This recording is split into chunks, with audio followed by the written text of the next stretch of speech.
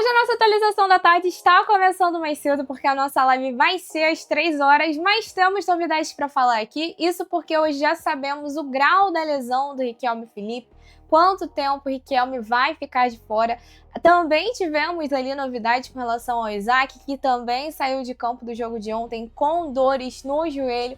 Vamos falar sobre a questão da SAF, porque tivemos várias movimentações aí envolvendo o grupo contrário, a Mari Bittencourt, grupo saindo com nota oficial, confirmando informações. Então, vem com a gente para mais uma atualização da tarde. Meu nome é Julia Cunha e essa é Dominada pelo Flu.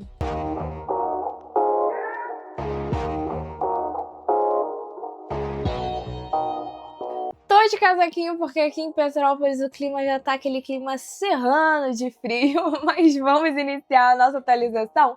E normalmente a gente começa a nossa atualização falando sobre as últimas notícias, porém eu vou começar aqui falando sobre a situação de Riquelme Felipe e Isaac, porque pra mim, em comparação com essas questões políticas envolvendo o SAF, acho que elas são menos o foco. O foco principal é o futebol e os nossos atletas. E, bem, vamos começar com a situação do Riquelme Felipe, que teve a sua lesão confirmada, mas antes eu preciso pedir para você deixar o seu like e se inscrever aqui no canal se você é tricolor e curte estar sempre bem informado sobre o Fluminense. Bem, o Fluminense ontem confirmou, enviou uma nota confirmando que o Riquelme Felipe teve uma lesão. O que foi diagnosticado foi uma lesão do ligamento colateral medial do joelho esquerdo. A mesma lesão, inclusive, quem lembrou foi o nosso inscrito Vitor Matos durante a nossa live. A mesma lesão que o André sofreu no ano passado. A diferença é que o André sofre a lesão no joelho direito, enquanto o Riquelme Felipe sofre a lesão no joelho esquerdo. O Fluminense também informou que vai ser usado tratamento conservador. O Riquelme não vai precisar passar por cirurgia, o que é um ótimo sinal pra gente. Mas o que o Fluminense não trouxe foi a gravidade dessa lesão. Porém, o GE trouxe a informação com relação à gravidade pra gente. Até coloquei aqui na tela para vocês poderem conferir comigo. Essa foi a matéria publicada pelo Edgar Maciel de Sá, Giba Pérez, Gustavo Garcia e Marcelo Neves. Riquelme Felipe tem lesão de 2º grau no joelho e desfalca o Fluminense por pelo menos 2 meses. Então, o que já é garantido, segundo o GE, é de que o Riquelme não vai ter condições de entrar em campo na primeira rodada do Campeonato Brasileiro. E eles colocam aqui: depois da atividade da última terça-feira mais cedo, o atacante passou por exames nesta quarta-feira que confirmaram um problema. O tempo de recuperação nesses casos costuma variar entre 2 e 3 meses. Então, você conta ali no mínimo 2 meses, mas isso pode se estender. Inclusive, o próprio Riquelme publicou nas suas redes sociais uma foto também falando sobre isso. Normalmente o Fluminense não fala sobre o tempo a previsão, do retorno dos atletas. O próprio Riquelme Felipe colocou, vou mostrar a foto para vocês. Essa foto foi a que o Riquelme publicou nos seus stories, então dizendo que não vai precisar passar por lesão, mas que vai ter que ficar por até 3 meses fora dos gramados, até agradecendo as mensagens da galera e colocando ali que ele vai voltar mais forte, o que é bom, assim, ele ter esse pensamento positivo, mas recuperação acho que é muito de atleta para atleta, é algo muito individual, muito pessoal. Ontem a gente até entrou nessa discussão na live, porque enquanto a gente estava em live saiu a informação de que seria uma lesão de grau 2, e a gente começa a falar sobre a questão, o André, ele tem um físico que, comparado com o físico do Riquelme Felipe, já é um físico talvez muito mais preparado, tanto pela questão de impacto, quanto também para recuperação. Quem tem uma lesão, que é também essa lesão de ligamento colateral medial, foi o Alexander. O Alexander também sofre essa lesão no início de 2023. O Alexander estava vivendo o seu auge ali quando sofre essa lesão. Só que eu não quero tirar a lesão do Alexander como parâmetro, porque fui até relembrar ali nas matérias, o Alexander ele acaba sofrendo uma outra lesão, então, em cima dessa, e aí talvez só vale a gente pensar, em termos do físico. Eu acho que o físico do Alexander é muito mais próximo ao físico do Riquelme Felipe do que o do André, Acho não tenho dúvidas disso. Mas acaba que o Alexander, ele sofre uma lesão durante o período de recuperação e acaba ficando mais dias. O André, ele fica 70 dias sem poder atuar, o Alexander fica 101, né? Então, assim, ele acaba tendo uma extensão considerável, que eu não quero tirar como parâmetro para o Riquelme Felipe, porque acaba tendo essa outra lesão que a gente espera que não aconteça com o Riquelme. Não sei o que vocês pensam sobre isso, inclusive pode deixar nos comentários, mas eu acho uma lástima porque eu vi muita gente, inclusive, durante a live, falando assim, mas de repente essa lesão vai fazer com que o Lavega tenha espaço. Gente, o Lavega, ele atua pelo outro lado do campo, né? Se o Lavega não está tendo espaço, eu acho que não tem a ver diretamente com o Riquelme Felipe. E, assim, eu acho que a gente pode até tentar amenizar os nossos sentimentos com relação a isso, mas falar sobre uma lesão em um garoto que estava começando a despontar no profissional, ela não vai ser positiva em nenhum sentido, mesmo que seja para dar espaço para outro jogador, até porque a gente viu, por exemplo, o caso do Alexander, né, que depois da lesão acho que nunca mais jogou 100%. Claro que o Alexander teve outras questões ali envolvendo, a gente sabe de extracampo, a gente sabe também da situação envolvendo a saúde da mãe dele, que foi algo que afetou muito o jogador. Mas eu acho que é isso, acho que a gente não pode confundir as coisas. Se o Lavega não tá tendo espaço, eu acho que são por outras questões que passam pela escolha do Mano e pelo que o Mano optou ali. Mas hoje, se a gente for parar pra pensar, hoje as entradas do Paulo Baia, elas são muito mais problemáticas se a gente for pensar no Lavega não estar entrando em campo do que o Riquelme Felipe, que atua pelo outro lado do campo. O outro lado do campo que, em compensação, só tem o John Arias. Né, o John Arias, o Serna, ok? Faz aquela posição, perdão, né? Então, John Arias externa e Riquelme Felipe. Então, assim, só que se você parar pra pensar que o John Arias, até o Ganso voltar, está atuando no meio campo, né? A gente tem ali Serna e Riquelme Felipe, e aí se você for pensar num X1, nessa qualidade técnica, o Riquelme é quem consegue entregar mais isso, e é o garoto que tem a possibilidade de entrar ali no segundo tempo, uma substituição. Então eu acho o Riquelme um cara, eu vejo o Riquelme de fato como uma opção hoje profissional do Fluminense, então não consigo considerar nenhum aspecto positivo nesse tempo que o Riquelme Felipe vai ficar fora. Realmente só consigo torcer para que ele se recupere o mais rápido possível e consiga voltar aí melhor até do que estava antes. Mas vamos falar sobre a situação do Isaac, porque ontem a gente discutiu sobre a questão, né, se seria interessante ou não para o Isaac disputar no Sub-20. E o Isaac acabou saindo da partida contra o Internacional, sentindo dores no joelho e também vai passar por exames. Vou colocar a matéria também para vocês acompanharem, porque essa não foi divulgada até o momento pelo Fluminense. Inclusive, estou atualizando aqui tanto o grupo de imprensa, como também ficando de olho ali no Twitter para ver se sai alguma informação sobre exames. Mas o Fluminense, tem ao menos, divulgou essa. Então, vou colocar a matéria do GE em que sai a informação sobre as dores no joelho. Essa daqui foi a matéria publicada no GE. Isaac deixa o jogo do Fluminense Sub-20 com dores no joelho e vai passar por exames. Matéria de Edgar Marcel de Sá, Giba Pérez e Gustavo Garcia. Após a lesão de Riquelme, o meia Isaac também virou motivo de preocupação para o Fluminense.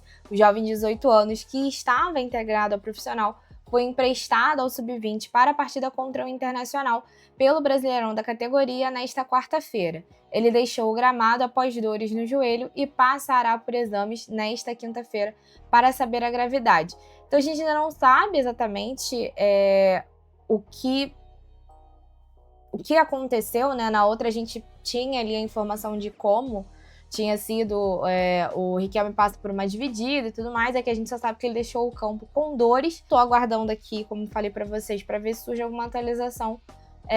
Mas outra situação que preocupa também, porque também se trata de joelho. Hoje, pensando em time titular, o fato do Isaac estar lesionado preocupa menos, eu acho, que o elenco em si, porque o Isaac não vinha sendo mais utilizado. Mas, assim, novamente, né, pensando em termos de desenvolvimento do atleta, é muito ruim você pensar que ele pode passar por uma lesão agora e tudo mais. Então, enfim, né, é outro que a gente torce pela recuperação.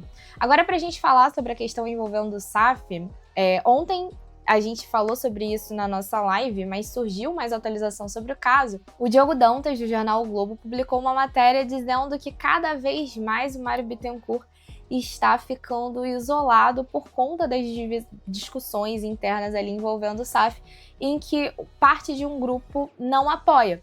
E aí ele menciona o grupo Tricolor de Coração.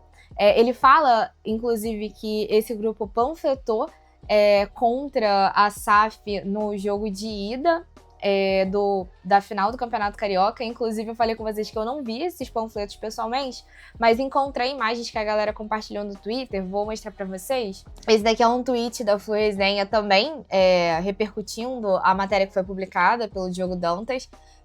O grupo político faz campanha para que a venda do clube não aconteça. O grupo político Tricolor de Coração, que era aliado ao presidente Mário Bittencourt, engrossou o movimento contrário à venda. Rompimento da relação seria em função à falta de transparência sobre a SAF.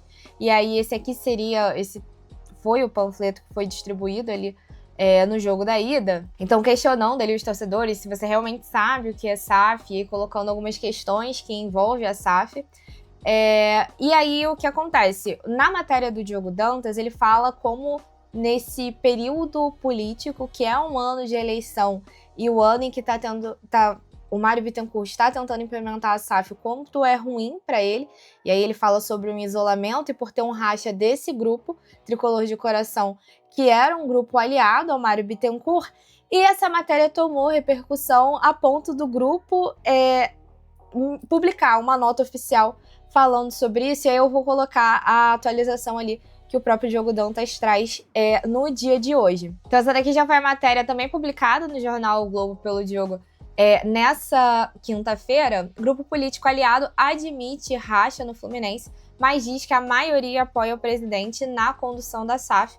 Tricolor de Coração atribuiu o movimento contrário à minoria dissidente que teria invadido perfis.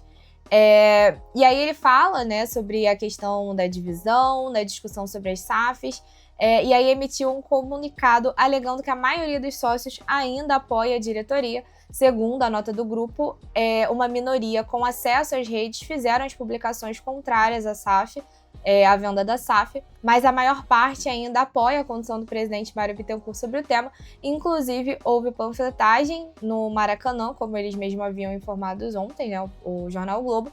Nas últimas semanas, a oposição já vem se articulando em movimentos contra a venda da SAF, sem maior debate interno no clube. Então, é um racha que, segundo o Diogo Dantas, tem muito a questão de uma parte do grupo que vê uma falta de transparência, digamos assim, por parte do Mário com relação à venda da SAF. E aí aqui tem a nota oficial, que eu acho que não cabe ler inteira, porque é muito extensa, enfim, ali já tem o resumo, que é a colocação deles de que isso seria uma minoria dentro do grupo, que o restante apoia o Mário Bittencourt, o restante, né, que eles, no caso, o restante parece que é a minoria, mas não, o restante que eles dizem que é a maioria, que apoia a presidência, a gestão do Mário Bittencourt desde 2019 e tudo mais. Fala sobre as divergências internas, e até ali que eles discordam dessa postura de uma minoria se sobrepor à maioria para publicar esse tipo de conteúdo e tudo mais, mas que a maioria segue apoiando o presidente Mário Bittencourt, mas confirmando a informação do racha que havia sido, que há hoje no grupo, e que uma parte desse grupo, de fato, vai contra a venda da SAF e até a maneira como está sendo conduzida. Quem acompanha essas lives sabe, com relação à SAF, eu falo que eu tô igual aquele ditado, né? Igual São Tomé, só acredito vendo, porque são muitas discussões, eu acho que é um processo muito longo, e enquanto não há uma proposta oficial realmente feita, eu acho que não mostram que as coisas não vão andar tão rápido assim. Mas toda vez que tem parada de jogo, data FIFA, esse assunto volta à tona. Eu acho que a gente vai continuar falando sobre isso ainda por muito tempo, antes de algo concreto de fato acontecer. Mas cabe a gente ficar de fato de olho nesses movimentos políticos que envolvem esse ano eleitoral e a questão da SAF. Afinal, apesar de envolver uma política interna, a gente está falando sobre o Fluminense ainda, a gente está falando sobre algo que interessa a gente. E principalmente a maneira como uma venda de uma SAF poderia ter quais seriam os efeitos para o clube e tudo mais, essa condução, o máximo que a gente puder ter informação, acho válido a gente ter sim. Mas então foi isso, agora mais uma atualização, lembrando a vocês mais uma vez que teremos live às 3 horas da tarde, então eu espero por vocês. Se você ainda não deixou o seu like nesse vídeo, mas assistiu até aqui, dê seu like, acho que é sinal de que alguma coisa você achou interessante. E é claro, se curtiu estar bem informado, não esqueça de se inscrever aqui no canal, inclusive seja muito bem-vindo se é a sua primeira vez por aqui. Mas então é isso, beijo no coração, saudações tricolores e te espero às 3 horas da tarde para o nosso bate-papo.